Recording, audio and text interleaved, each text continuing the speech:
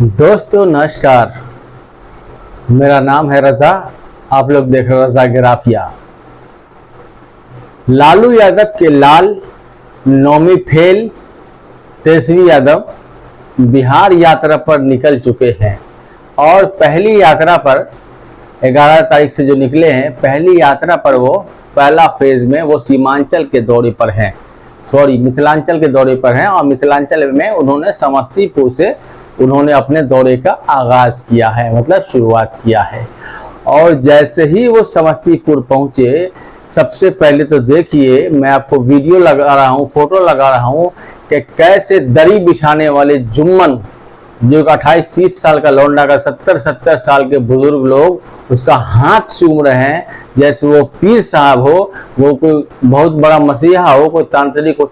मतलब कैसे पैर चूम रहे हैं, हाथ चूम रहे हैं, मतलब थोड़ी सी भी शर्म नहीं है जुम्मनों को। अरे शर्म से डूब जाओ मुसलमानों, तुम लोग हाथ चूमते हो सर झुका के, उसका कैसी ऐसे हरकत कर रहे हो। मुसलमानों, दरी बिछाना छोड़ दो और किसी पार्टी की गुलामी करना छोड़ दो। मुसलमानों बहुत गुलामी कर लिए, अब तो इसलिए अगर के हाथ चूमने की तुम्हारी नौबत आ गई। और कितना गिरोगे यार, और गिरना छोड़ दो, बहुत ज़्यादा गिर चुके हो। और तुम्हारे बीच जब इतना ही तुमको मसीहा की ज़रूरत है, तो तुम्हारे अंदर, तुम्हारे आज देश में आज मुसलमानों का सबसे बड़ा मसीहा जो है वो बैरिस्टर असदुद्दीन ओवैसी साहब है। बैरिस्टर असदुद्दीन ओवैसी साहब, आज देखिए एक मोहम्मद वसीम के लड़के नाम का लड़का ने एक बहुत ही अच्छा फेसबुक पर उन्होंने कमेंट डाला, इसको देख के बहुत खुशी हुई। उसने डाला है कि मुसलमानों, तुम्हारे अंदर जो तुमको एक लीडर मिला है, वो लीडर अभी तुमको समझ में नहीं आ रहा है। जिस दिन वो लीडर इस दुनिया से छोड़ के चला जाएगा ना, उसके बाद तुम पछताओगे कि हाय मैंने क्या कर दिया। जो लीडर जो बेबाक जुबान है तुम्हारी, बेबाक अंदाज है, किसी दुनिया से डरने वाला नहीं है और न किसी की परवाह करने वाला नहीं है, वो तुम्हारे लिए पूरे हिंदुस्तान में जा कर तुम्हारे लिए लड़ रहा है और तुम उसको बोलते हो कि बीजेपी की टीम है। थोड़ी तो शर्म कर लो। उसको क्या चीज़ की कमी है? वो अरबपति इंसान है, अरबों की संपत्ति है उनके पास। तुम्हारे जैसे उटपटिया चिटपटिया लोगों की ज़रूरत नहीं है उसको, लेकिन वो लड़ रहा है, तुम मुसलमानों के हक के लिए लड़ रहा है, आवाज़ उठा रहे हैं। और कितना दुख होता होगा बैरिस्टर साहब को जब वो सुनते होंगे कि हमको हमारा ही मुसलमान भाई बी टीम बोल रहा है। अरे वो पूरे हिंदुस्तान में किसके लिए लड़ रहे हैं, किसके लिए खाक छान रहे हैं, किसको बेदार कर रहे हैं। मरी हुई कौम को जिंदा करना चाहते हैं, सोए हुए को जगाना चाहता है, लेकिन तुम लोग बैरिस्टर असदुद्दीन ओवैसी साहब को तुम लोग बीजेपी की बी टीम बोलते हो। अरे जुम्मनो, थोड़ा तो शर्म कर लो। अरे बैरिस्टर असदुद्दीन ओवैसी साहब जैसा नेता फिर दोबारा मुसलमानों को मिलने वाला नहीं है, याद रख लो। आज वो तुमको जगा रहे हैं, तुम लोग सोए हुए हो और तुम लोग बोलते हो कि बैरिस्टर साहब बीजेपी की बी टीम है। वाह, तुमको बीजेपी की बी टीम बैरिस्टर साहब में नजर आता है, लेकिन नौमी फेल में कहाँ बैरिस्टर, कहाँ नौमी फेल के हाथ चूम रहे हो। थोड़ी तो शर्म करो। कहाँ मर गया है तुम्हारा जमीर? क्या तुम मुसलमान कहलाने के लायक हो? जिसके सर झुका के उसके हाथ चूम रहे हो। थोड़ी तो दरी बिछाने में सबसे बड़ी बात यह है कि मुसलमानों को दरी बिछाने की, चिटाई बिछाने की, टेंट लगाने की, पंचर बनाने की आदत से पड़ गई है। जो बैरिस्टर साहब तुम्हारे लिए सड़क से लेकर संसद तक लड़ाई करता है और आंखों में, जालिमों के आंख में आंख डाल के बात करता है, उस बैरिस्टर असदुद्दीन ओवैसी साहब को तुम लोग बीजेपी की बी टीम बोलते हो।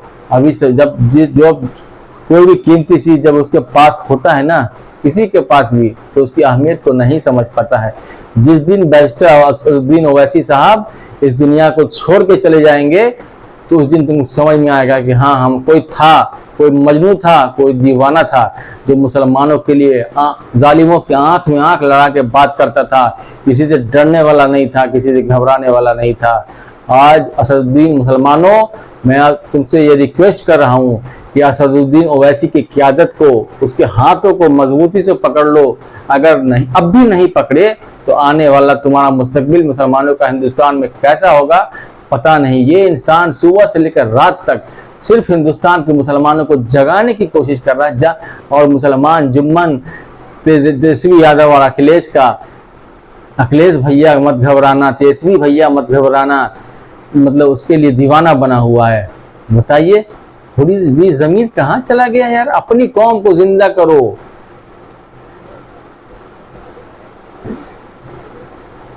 सबने दिया है हमको चोट, अब अपनी पार्टी अपना वोट। सिर्फ AIMIM देखते नहीं हो, सीखते नहीं तुम लोग। चिराग पासवान से 5% की आबादी है चिराग पासवान की, 5 सीट लोकसभा में जीत के हीरो बना हुआ है। 5 सीट में हीरो बना हुआ है। 2-2, 3-3 सीट वाले मंत्री बने हुए हैं। माझी 1 सीट है, माझी की 1 सीट लोकसभा में कैबिनेट मंत्री बना हुआ है हिंदुस्तान का। और तुम लोग मुसलमानों को सोचते हो कि 5 सीट 10 सीट अब 20 सीट जीत जाएगा तो क्या कर लेगा ओवैसी साहब? अरे 50 सीट जिस दिन तुम मुसलमानों बिहार में उन्होंने तुम लोगों ने दे दिया, जिता दिया ओवैसी साहब को, उसी दिन विधानसभा का ईंट से ईंट बजा दिया जाएगा।